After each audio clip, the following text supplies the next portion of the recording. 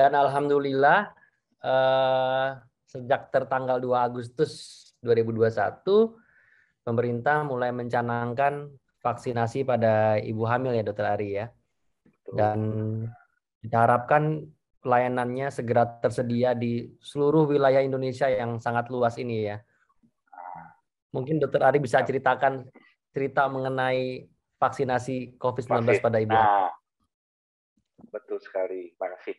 Jadi vaksin ini awalnya terus terang waktu bulan Juni kita lihat, kita ngeluarin rekomendasi di tanggal 22 Juni awal itu ngeluarin rekomendasi, terus keluarin lagi kita tanggal 1 Juli, yang kita rasa ini sangat penting lagi. Jadi Pogi mengeluarkan 22 Juni itu tentang rekomendasi tentang ada yang melonjaknya kasus-kasus ibu hamil.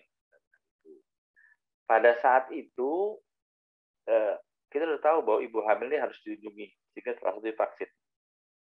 Tapi belum ada regulasinya. Dan saat hari itu juga saya terus terang di telepon Pak Asto. Ini saya mau ngomong ceritanya ya, cerita awalnya alhamdulillah bisa disetujui. Saya waktu di telepon Pak Asto, Ketua Kepala BKKBN. Kebetulan Pak Asto ini dia yang ditunjuk oleh Pak Presiden menjadi koordinator vaksin ibu hamil. Waktu ditanya sama saya, kebetulan Pak Asto ini juga, nah, Ketua, saya mau nanya dong, itu vaksin ibu hamil gimana? Bisa apa enggak? Bisa, Pak. Oh, bisa. Waduh, dia senang banget karena waktu itu Bapak Presiden sudah minta pada hari keluarga, tanggal 29 Juni, itu udah harus ada disuntik vaksin ibu hamil. Cuman kan, ya permasalahannya tanya sama kita. Akhirnya kita berapat lah. BP Pogi berapat, dan BP Pogi punya pokja infeksi, punya veto maternal, semua teman-teman berapat, sudah setuju. Kita rapat dengan BKKBN, kita rapat juga dengan Itagi, ya sebagai teknologi advisor grup untuk immunization ini, udah kita berapat juga dengan BPOM. Nah, jadi waktu itu memang sedikit agak dilemanya, walaupun kita udah keluar rekomendasi tanggal 1 Juli. Jadi kalau ditanya, vaksin boleh nggak? Vaksin bisa nggak dilakukan buat ibu hamil? Bisa. Tapi ditanya, boleh apa nggak? Nggak bisa boleh. Kenapa? Yang bilang boleh itu kan regulasi dari pemerintah. Nah, jadi akhirnya rekomendasilah muncul yang kita sampaikan bahwa di beberapa organisasi dunia, dari Royal College, dari American College, dari CDC, dari WHO, itu semua menyatakan bahwa ibu hamil itu dianjurkan untuk melakukan vaksin. Karena yang dianggap dengan pemberian vaksin itu dapat menurunkan morbiditas angka kematian ibu dan resiko perburukan bila ibu hamil terpapar COVID. Dan yang ketiga, pokoknya ini aja deh, nggak usah tes kehamilan atau lebih nggak usah. Jadi kalau mau vaksin aja, ya. Dan memang kita sampaikan kehamilan itu tidak perlu tunda, itu salah satu pertimbangan kita. Jadi vaksin itu diberikan. Kalau berbicara tentang vaksin, ternyata pemberian vaksin ini sudah ada beberapa penelitiannya, ya. Jadi pemberian vaksin ini, ya pertama bahwa vaksin yang sebetulnya vaksin yang dimatikan itu cukup aman. Vaksin yang dimatikan itu contohnya seperti yang Sinovac nih ya, terus namanya itu sebetulnya adalah vaksin-vaksin yang selama ini diberikan pada ibu hamil seperti vaksin influenza maupun TT itu diberikan. Yang kedua ada saya tadi buat penelitian. Penelitiannya itu sifatnya adalah studi observasional, ya. Jadi bukan studi klinik ya, bukan uji klinik memang maksudnya. Ya, studi observasional ini dilakukan di beberapa negara. Salah satu di Amerika dilakukan studi yang melibatkan 35 ibu hamil. Jadi 35 ibu hamil ini, 35 ribu ini, alhamdulillah menunjukkan keamanan setelah divaksin. Jadi yang dilihat apanya? Yang dilihat tuh sampai diikuti sampai lahir, bagaimana kejadian abortus, bagaimana kejadian misalkan bayinya meninggal dalam, insya Allah ternyata semua aman. Bahkan dilihat kejadian-kejadian seperti katanya habis divaksin terus bayinya meninggal atau abortus segala macam itu ternyata enggak juga. Ternyata persentasenya itu sama dengan kalau orang yang nggak divaksin gitu kasarnya, malah lebih rendah kasarnya.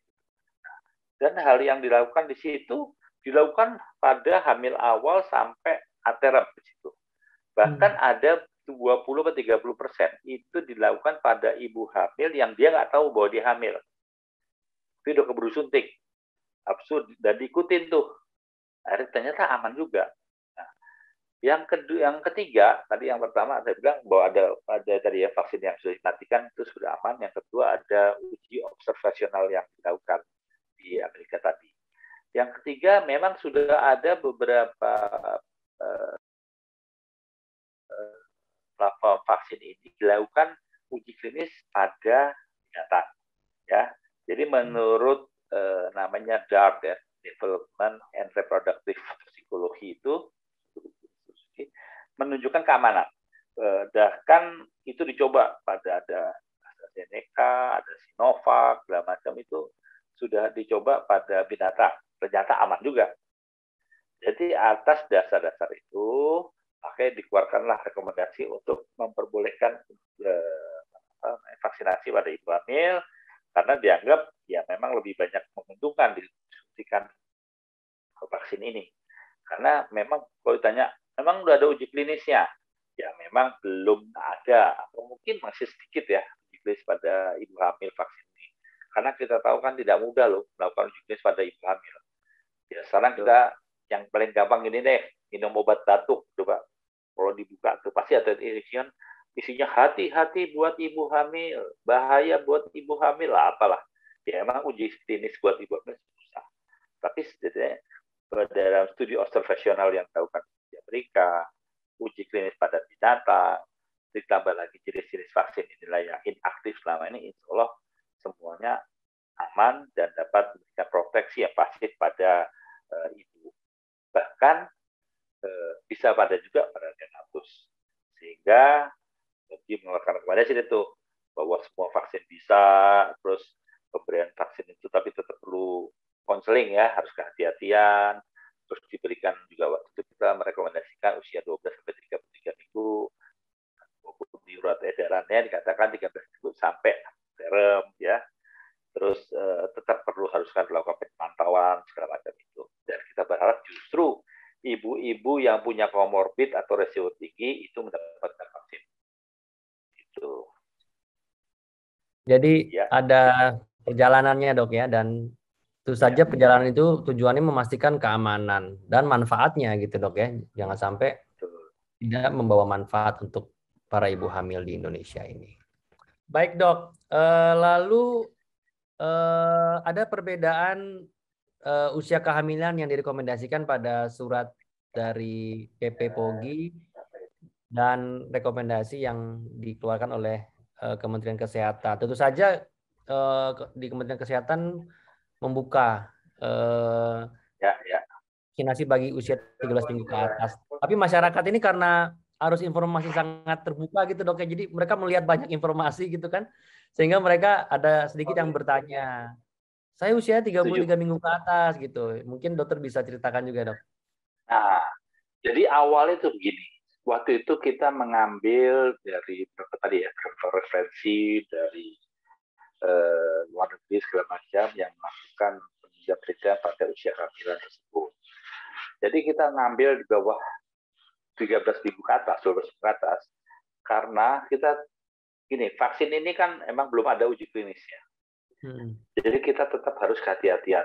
Di mana kita tahu 12 minggu pertama adalah usia di mana terjadi organogenesis, pembentukan organ-organ tubuh dari janin. Sehingga kita harus perhatian. Yang kedua, kita tahu bahwa usia-usia trimester pertama itu sangat rentan ibu hamil untuk kemungkinan terjadi mual, muntah, mungkin flek lah, apa segala macam, ya. Untuk masalah penyesuaian dalam tubuhnya, dalam imunitas yang rentan tadi. Sehingga ini juga perlu hati-hatian, jangan sampai nih orang, kan kita tahu ada KIPI, IP itu kan reaksi dari tubuh sendiri terhadap adanya vaksinasi yang masuk dalam tubuhnya. Jangan sampai selain vaksinnya nih, habis suntik vaksin terus wow, muntah, padahal emang dia mau muntah karena ini, karena apa namanya, karena hamilannya. Jadi makanya kita kenapa sepakat untuk di atas 12 minggu. Kedua, kenapa kita mengambil angka 33 minggu?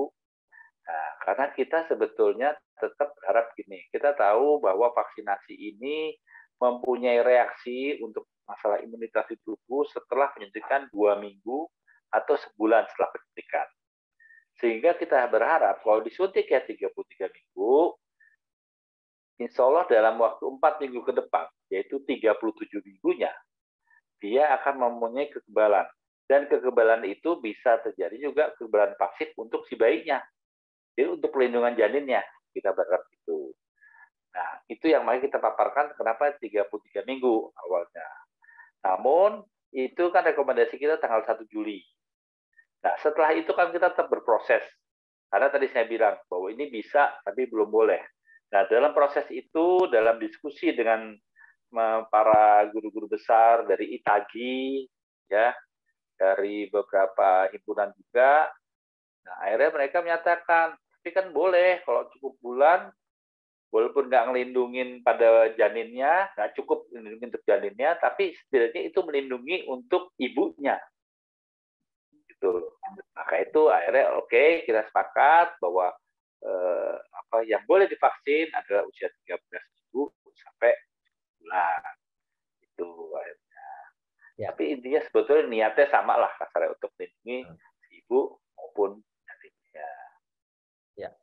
Jadi ada beberapa catatan ibu hamil vaksinasi setelah usia kehamilannya 13 minggu ke atas. Tapi bagi ibu hamil yang terlanjur divaksinasi pada saat usia kehamilannya di bawah 13 minggu atau baru ketahuan hamil setelahnya, tidak usah khawatir ya dok ya, karena data-data observasi menunjukkan baik-baik saja ibu hamilnya dan juga janinnya dok ya. Oke. Dan ibu hamil tidak perlu khawatir usia kehamilan di atas 13 minggu, baik itu trimester 2 ataupun 3, selagi ada kesempatan silakan vaksinasi.